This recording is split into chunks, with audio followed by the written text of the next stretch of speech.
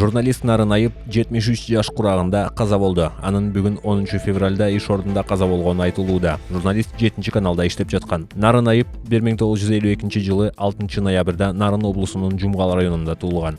Кой таш окуясы боюнча айыпталуучу катары экс-президент Алмазбек Атамбаевдин тарапташы Фархат Баабиев бүгүн 13 февралда 1-май районунун сот залынан УКМКнын кызматкерлери тарабынан кармалган. Бул тууралуу соттун катышуучулары билдирди. Баабиев эмне себептен кармалганы азырынча белгисиз. Министрлер кабинети кардиохирургия институтунун өрттөн кийинки имараттын ички абалын көрсөттү. Жогорку кеңеште Нурдан Орунтаевдин талапкерлигин архитектура жана курулуш министрине бекитүү каралып жаткан жайында депутат Арсланбек Малиев Нурдан Орунтаевке көз терүүсүндө эстелик тургузабыз дейт.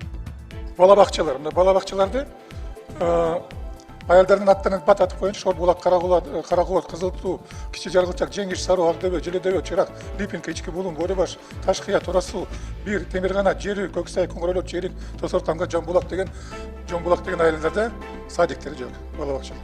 Ушуларды эске алып иштеп берсеңиз, биз сизди ошол томдон жер бөлүп, анан сизге ошо түрү кезинде бир эстелик коюп беребиз.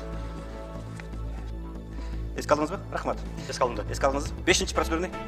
Бүгүн 13 февралда 1-радионун эфиринде Бишкек шаарынын мэринин отун энергетика комплекси боюнча орун басары Талайбек Байгазиев ыш маселеси боюнча талкууга катышты. Ал ыш боюнча абал жылдагыга караганда бир топ жакшырганы визуалдуу түрдө көрүнүп жатканын айтты.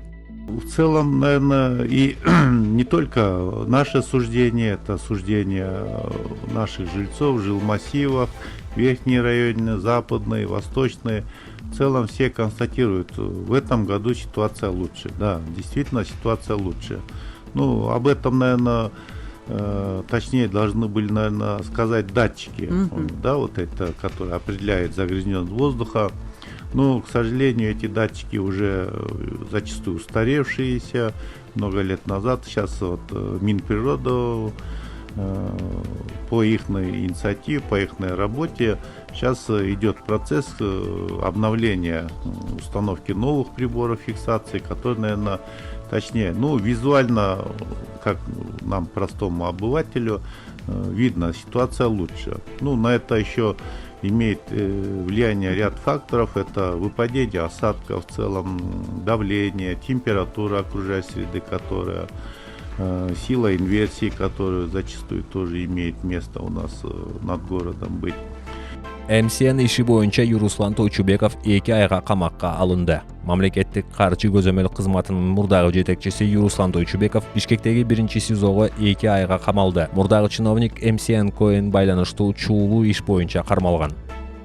Ошто Ур-Токмоктон 9-класстын окуучусу каза болду. Ош облустук ички иштер башкармалыгы Кара Суу районунда 9-класстын окуучусунун өлүмү боюнча кылмыш жаза кодексинин 130 ден соолукка оор залал келтирүү беренеси менен кылмыш иши козголгонун билдирди. Бул окуядан кийин мектеп директору жана мугалимдер иштен алынганы айтылды. Бул тууралуу жогорку кеңештин жыйынында депутат Эрнис Айдаралиев да үн катты.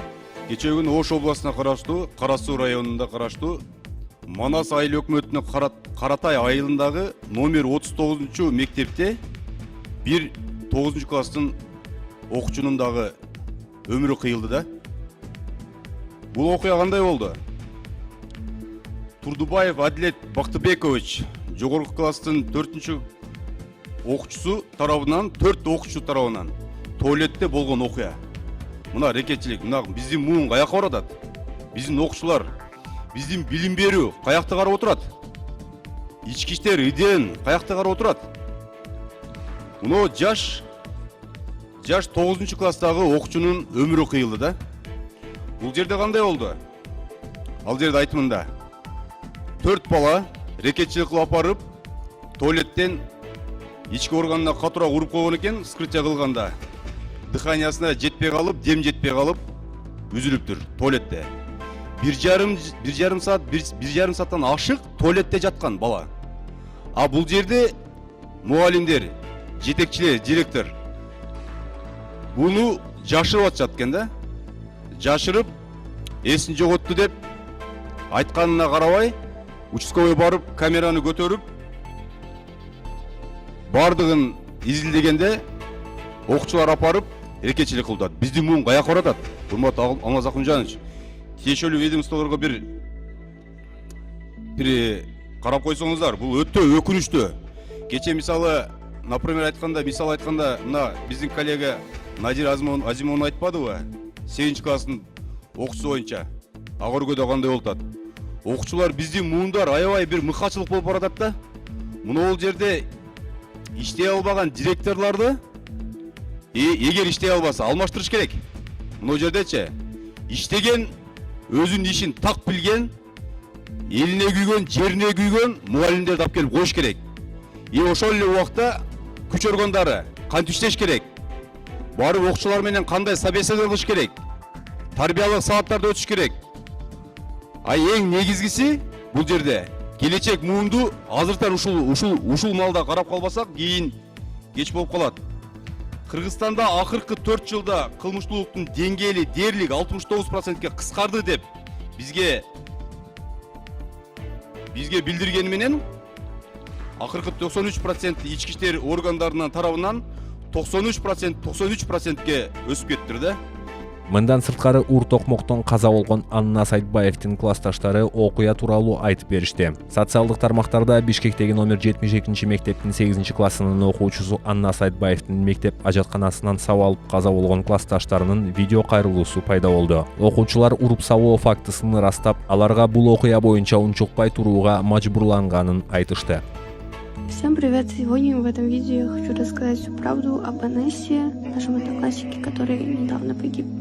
Данное видео на фоне было снято 21 февраля, где наш Анас был еще жив. В середине учебного дня наших одноклассников, то есть Анаса и Нуреля, позвали старшеклассники. Это не какой-то старшеклассник, а ученик 9 класса, имя озвучивать не буду. Что там именно происходило, я не могу сказать, но в конце их разговоров этот старшеклассник, 9-классник, ударил Анаса в ребро, после чего Анас потерял сознание, и парни рядом сразу же отнесли его в медпункт. Пацанов там было много, примерно 5-6 штук. Нам сказали то, что он в какой-то момент очнулся, но когда у него спрашивали, его били или нет, он ответил нет, потому что боялся.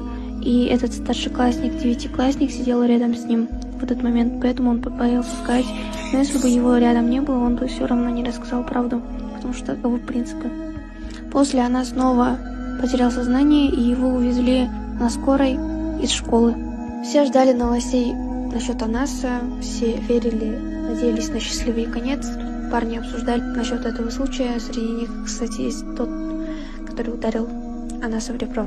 После того, как он попал в больницу, он лежал в реанимации 2 недели. Все мы все это время молчали, умалчивали. Те, которые знали правду, не говорили об этом, потому что они все были под давлением этого 9-классника или других людей, которые сказали им не говорить правду пока, потому что никто не верил, не знал то, что Анас мог погибнуть в этой ситуации.